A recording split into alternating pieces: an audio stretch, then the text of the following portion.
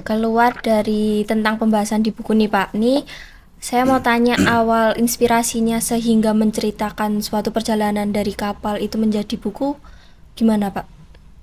Eh, Sebenarnya kok dibilang saya proyek menulis novel sih ya belum ya. Iya. Cuman hobi menulis memang saya lakukan udah dari dulu. Mm-mm.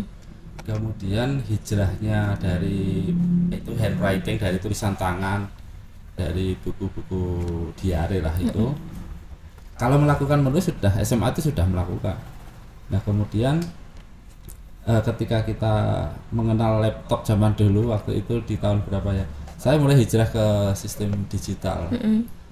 Dan tahun 2006 Pak ya 9 Facebook pertama itu saya sudah mulai bikin juga, Mm-mm. yang akhirnya saya ada motivasi one day one post, jadi satu hari itu satu Satu postingan. postingan dari ya semacam travel note Pak, travel note. Kayak blog gitu Pak. Iya kayak blog, jadi misalkan saya masuk ke negara sini ya nulis, Mm-mm. negara sini. Dan tulisan-tulisannya itu memang karena saya senang filosofi juga, Mm-mm. jadi di situ mungkin kalau bisa di apa diikuti kan, mengerucutnya ada sisipan-sisipan Iya. filosofinya. Karena begini ya, eh, nanti akan ada banyak literasi yang muncul ketika gini. Nanti di M podcast ini kadang saya ajak untuk flashback ke belakang. Iya. Mm-mm. Tetapi terkadang nanti ketika kita ngumpul dengan peserta didik, saya ajak untuk maju. Jadi Maju masa depan. masa depan. Jadi karena di pekerjaan di kamar persiar itu sebenarnya bisa untuk batu lompatan, cari Mm-mm. modal dan sebagainya. Dan kecenderungan seperti ini. Beberapa teman itu menjadikan kapal pesiar kehidupannya itu sebagai nightmare atau apa ya, mimpi buruk lah. Mm-mm. Jadi ditanya Mas di kapal bagaimana itu, malah Statementnya langsung jelek gitu ya Pak? dan marah, wah saya itu udah meninggal kayak gitu dan Mm-mm. sebagainya.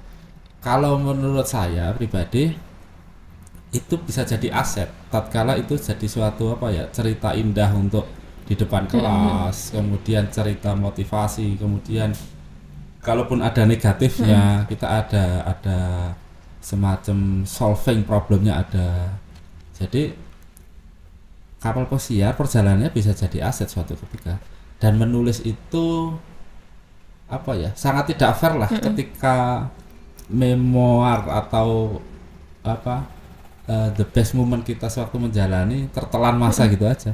Nah kalau dengan kita menulis, kalaupun di sana mendapatkan suatu pencerahan, dengan menulis kan kita mengikat sebuah ilmu ya. Iya. Contoh nggak, contoh gini, waktu kita di kapal kita dihajar dengan suatu sistem Mm-mm. eh, kerja yang kita namakan saat itu kayak kerja Kerja rodi. rodi dan sebagainya. Padahal di situ sebuah sistem prosedur untuk sebuah cleaning, misalkan pembersihan, di mana tahapan membersihkan itu sebuah standar yang Mm-mm. tinggi karena harus mengikuti standarnya USP atau dinas Iya. kesehatan itu. Terus muncul ada harus memakai disinfektan, memakai Mm-mm. ini, muncul berbagai sistem. Kita sangat-sangat apa ya, wah kayak gini aja ribet dan sebagainya. Mm-mm. Tetapi ketika itu dijadikan sebuah keilmuan, kita ajarkan, kita buat pembelajaran di kelas, ya itu jadi ilmu juga. Toh ternyata teori itu seringkali dipakai untuk Mm-mm. pertanyaan tatkala si kandidat itu mau masuk masuk Iya. ke Mm-mm. perusahaan tersebut.